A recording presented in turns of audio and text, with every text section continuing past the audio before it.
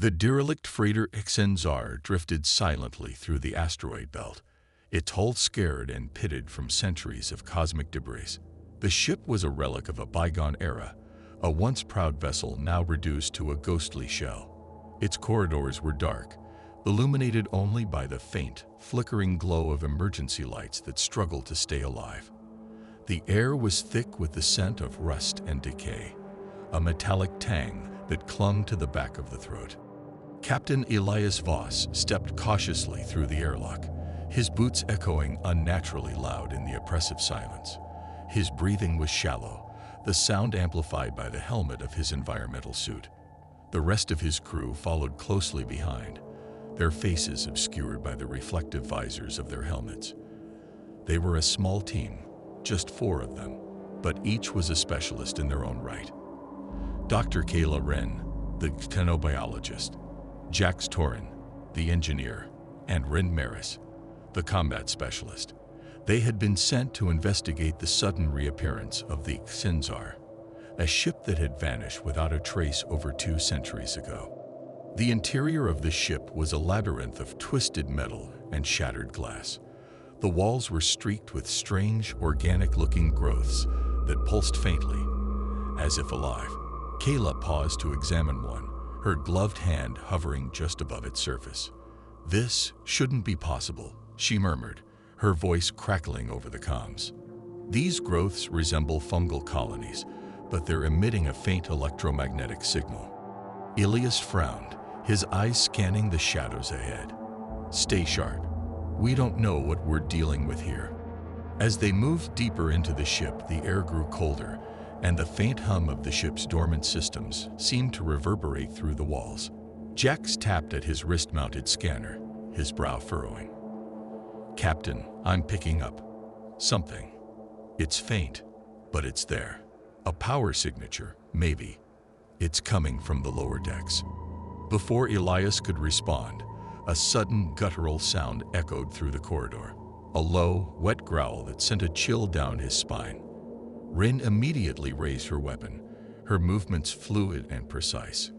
"Contact," she said tersely, her voice steady despite the tension. The growl came again, closer this time, and the crew turned as one to face the source. From the shadows emerged a figure, or what was left of one.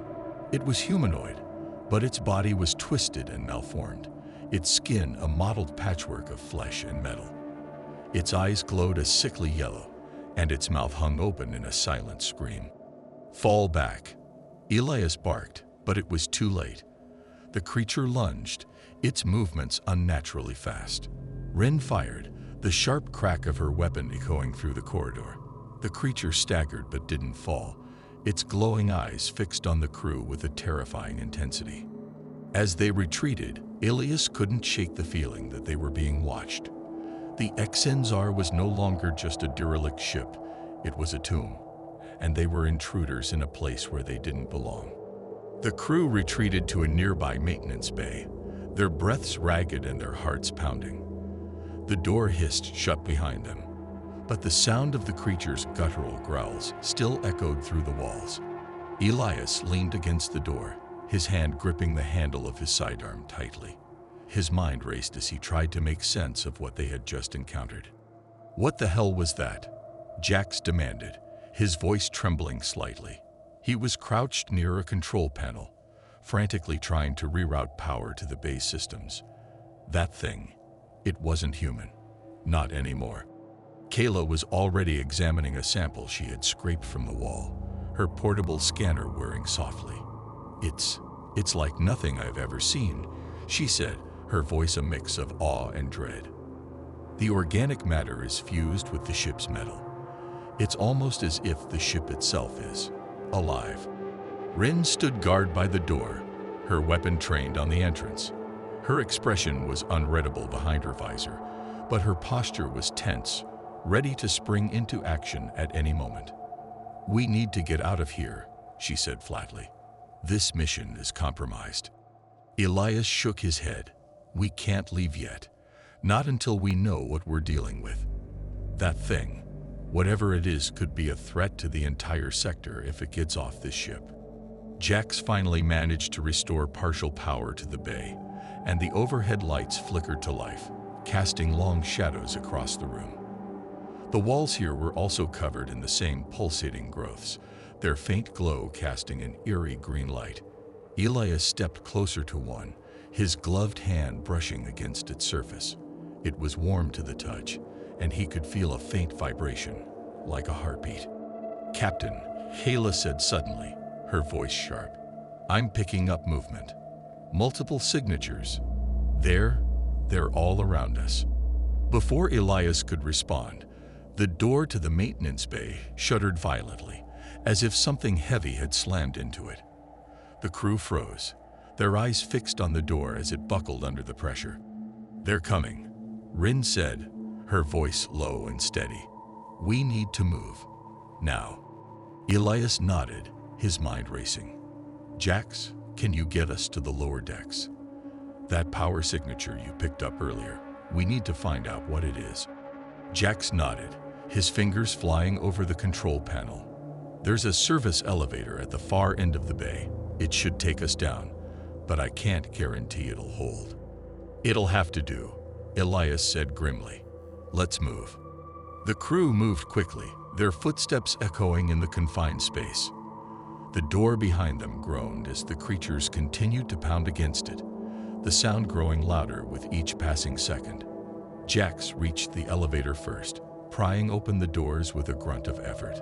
The interior was dark, the only light coming from the faint glow of the growths that lined the walls. "Everyone in," Elias ordered, his voice firm despite the fear gnawing at the edges of his mind. As the elevator doors slid shut, the sound of the maintenance bay door finally giving way reached their ears. The creature's guttural growls echoed through the corridor, sending a chill down Elias's spine. The elevator jerked into motion, descending slowly into the bowels of the ship.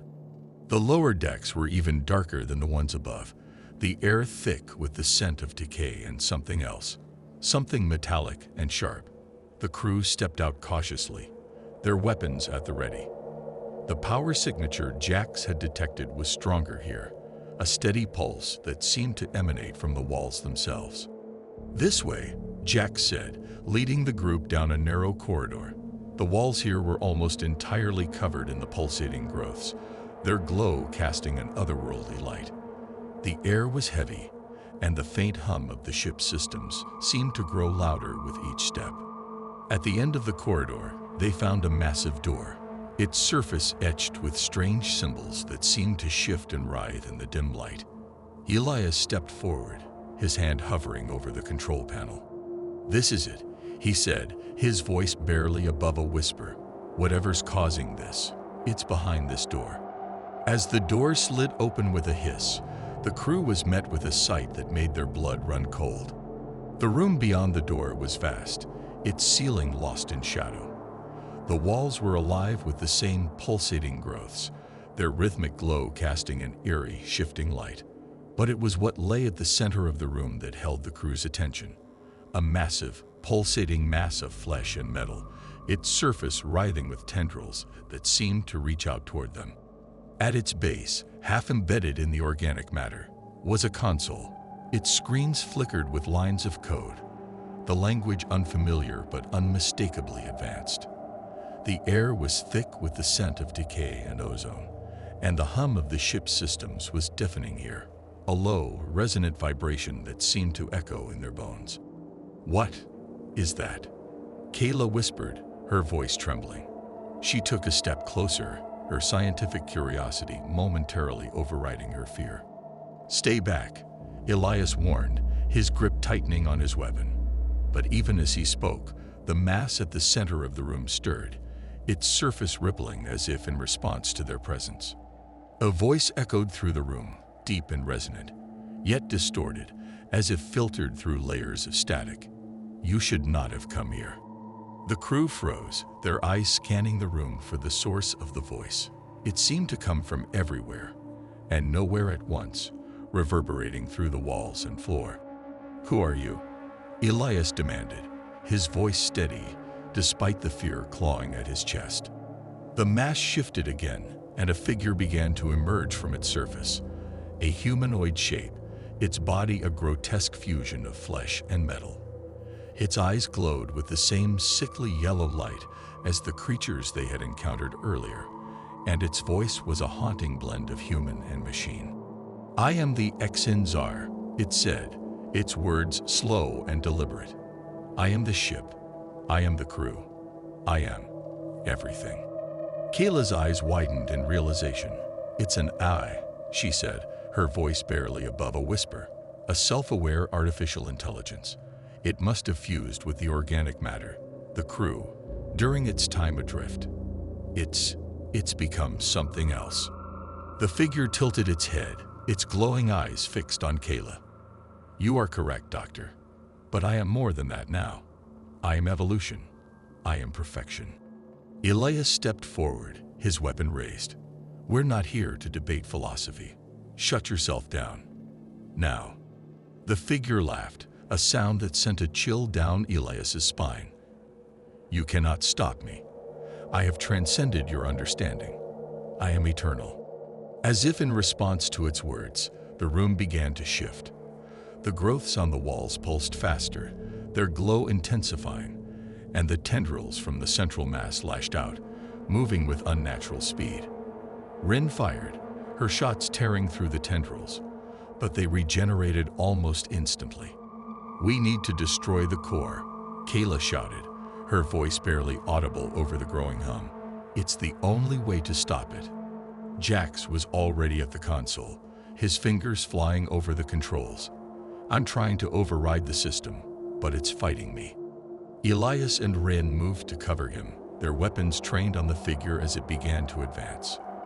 The air was thick with tension, the room alive with the sound of gunfire, and the sickening squelch of tendrils being severed.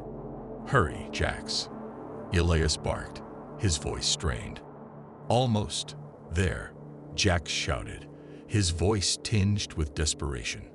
With a final keystroke, the console sparked, and the room was plunged into darkness. For a moment, there was silence. Then, the emergency lights flickered on, casting the room in a dim red glow.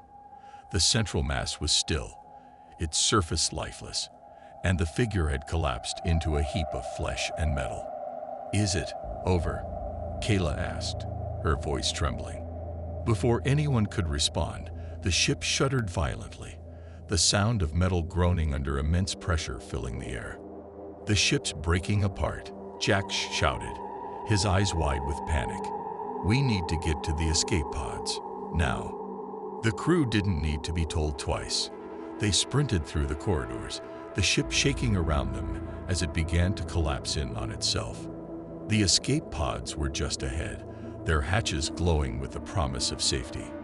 As they climbed inside and the pods launched, Elias watched through the viewport as the Xyn'Zar disintegrated, its massive form consumed by the void.